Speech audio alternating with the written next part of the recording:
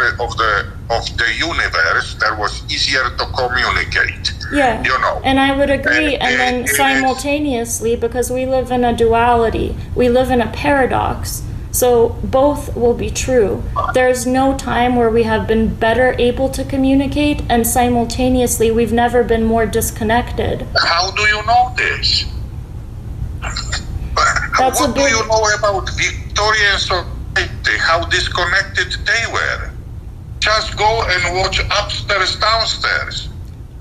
The Victorian time wasn't... And you will see this connection.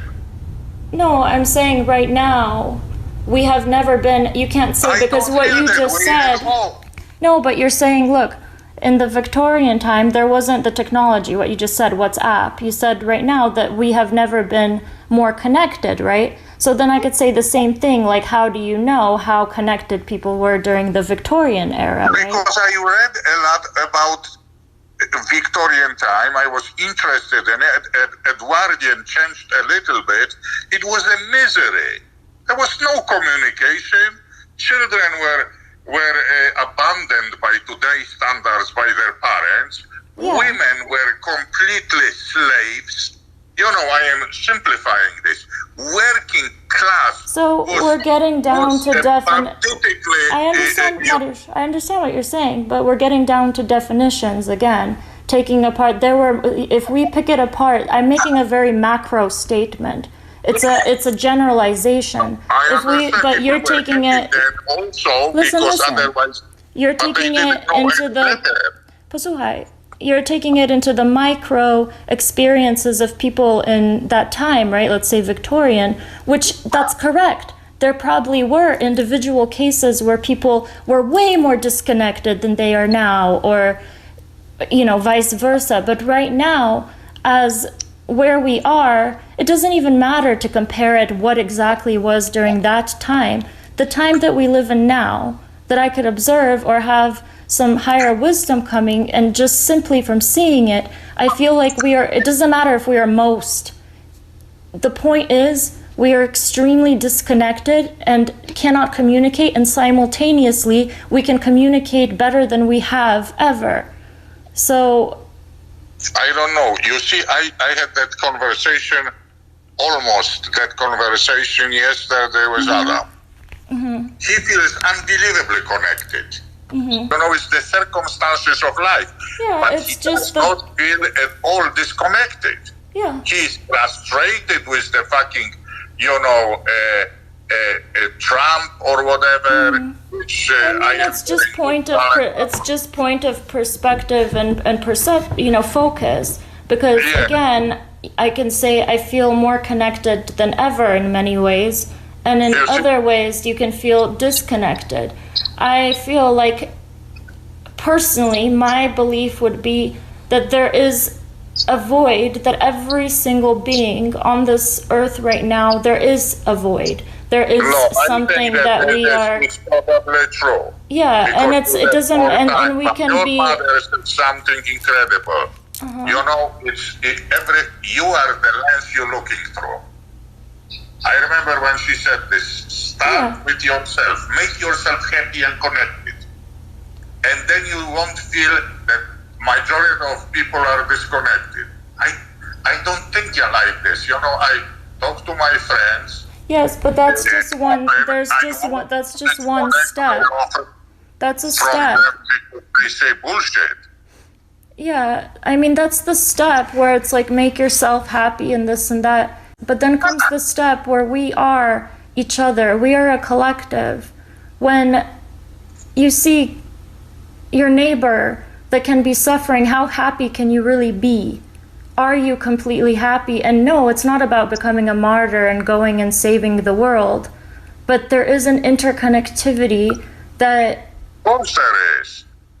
And there is energy of a group. Look at how depressed majority of us are somewhere because of the circumstances of these stupid riots and people being sick and surging the sickness. I mean, again, that's what I actually feel like right now, again, as a paradox and as a duality, we are the most, in some way, depressed, and simultaneously we are also experiencing polar opposite feelings where people actually feel like for the first time they have some space or some creative ideas coming, or feel even in the drama of everything there is a stronger unity in some way.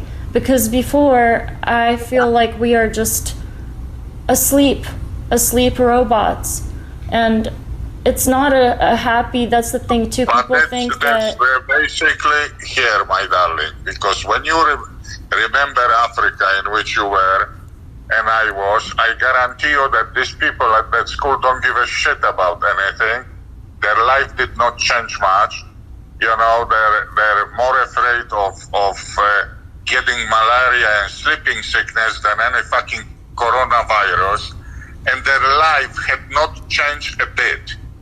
It's the same as with majority of poor people.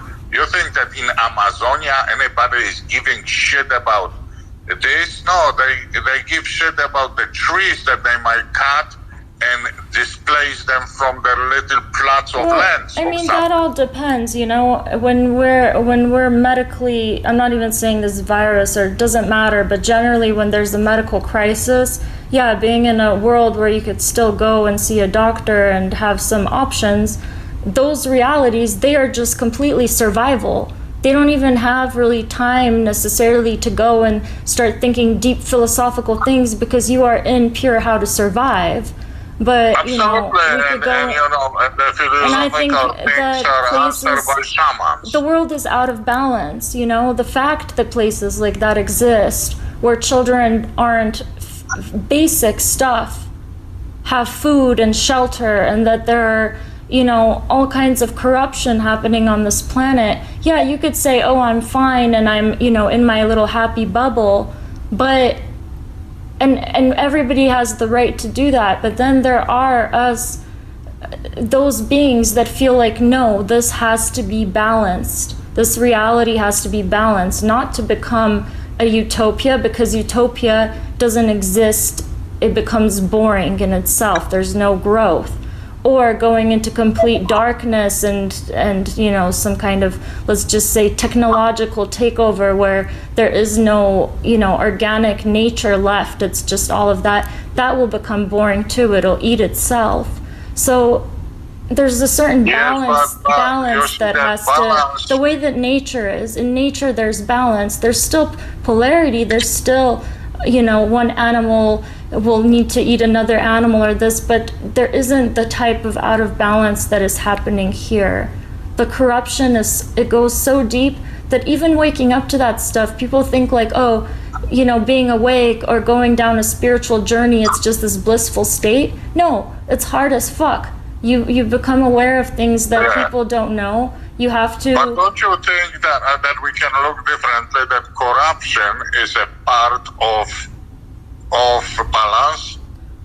Yes, because it is to a certain. Very often the corruption is caused by lack of balance. Yes, that's why we need to balance. So basically, the only thing is, it's like a spectrum, right? So a spectrum means pulling the two sides, the dark and the light, a little bit closer. So we could still experience, let's say, an argument with somebody, but we're not going to experience pedophilia and children getting trafficked and sold and all the other things. I don't even have to go into it. That is a polar extreme. That's what balancing is. It has to be pulled in closer, where people have this world is unfair, where we come in and our bodies and minds and everything is not manipulated by a small group of people, really, that have been running a fake reality here. The news, everything, it's going to come out more and more and more right now. Everybody has to wake up. This is the first steps of it. Look at the other way. It is, you have you have your channel. You can open alternative news, but you also have to make some selection, and you will have some agenda to push. You can making the news is already selecting something. and we can never ever be objective. There is no like whatever, conspiracy of some alligators to be pedophiliacs. There is a certain percentage of pedophiles, and it will be constant throughout our history. Objectivity. You can simply be objective by not presenting something exactly as you just said, an agenda or absolutes. I will share my information, and those who resonate will resonate. Those who don't. I'm not going to tell them, force my belief system. That's the difference. That's what having an agenda is, how to manipulate people. If I wanted to be a guru, I'm a good enough psychologist where I could make people believe in my woo-woo, this, that. That's having an agenda. There are a lot of fake good people.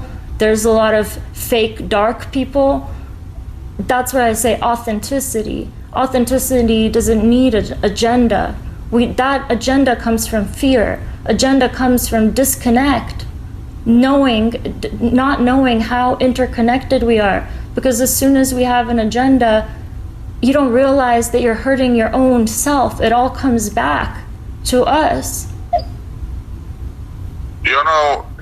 Christopher Bennett put something on Facebook which summons all what we talk about. Mm-hmm. Happiness in intelligent people is the rarest thing I know. Ernest Hemingway. Yeah. When you are sensitive and you are really noticing the colors and noticing the filth and noticing the injustice, you cannot be happy. Well, and this happens only among people who are sensitive and intelligent. And I would add another layer to him. That is true, but we are in a paradox. So they say another quote that says the same thing. It's both a blessing and a curse to feel everything so deeply. Yeah. That's where I feel. It's the worst and most amazing thing. Exactly. We have to balance it in ourselves. But there isn't a certain point that we reach, right? Like, let's say I want to be a teacher, and they're saying first you have to heal yourself. Healing yourself is a journey. It's a process. It's not like an end destination point and I'm done and now I could teach. It's always going to be like an expansion, and the whole universe in itself is growing and learning, and truths are changing. So back to communication, I think that when we can realize that there can be different truths, but how can we be in harmony with the different truths, like music?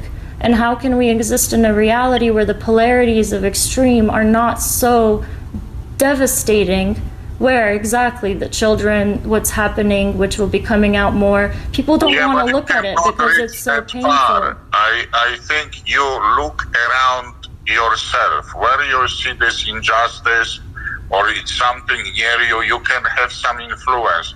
You cannot absorb the negativity or you can, and it's a process.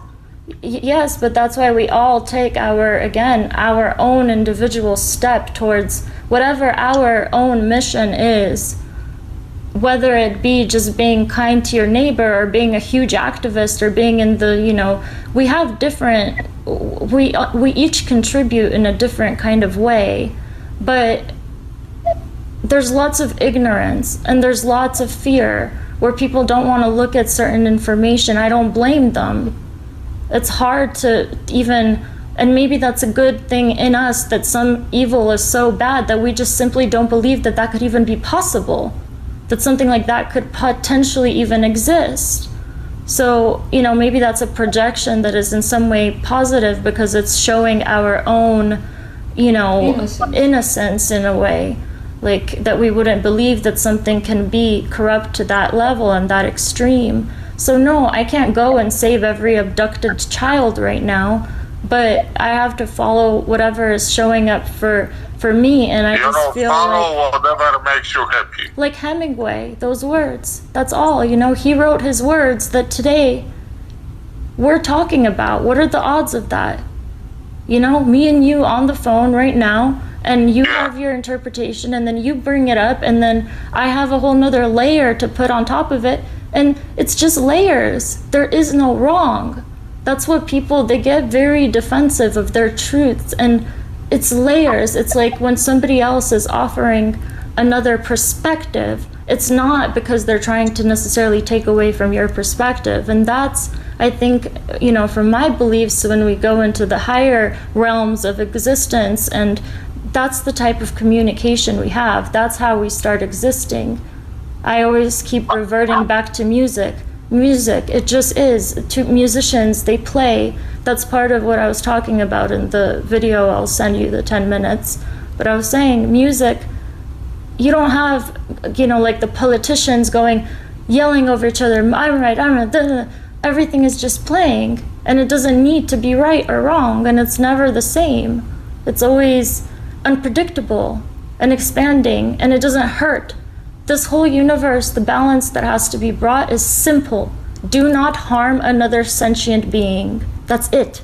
If every being could respect that, we can have an amazing reality that'll have the spectrum of light and dark, but not evil, you know? And not also some blissful state that is, it's bullshit too, because when you're some blissful, floating, bubble, rainbow, glitter, sparkling angel, and you see some brothers or sisters that are suffering, and you just choose, because it's different when you truly don't know, but when you choose not to look,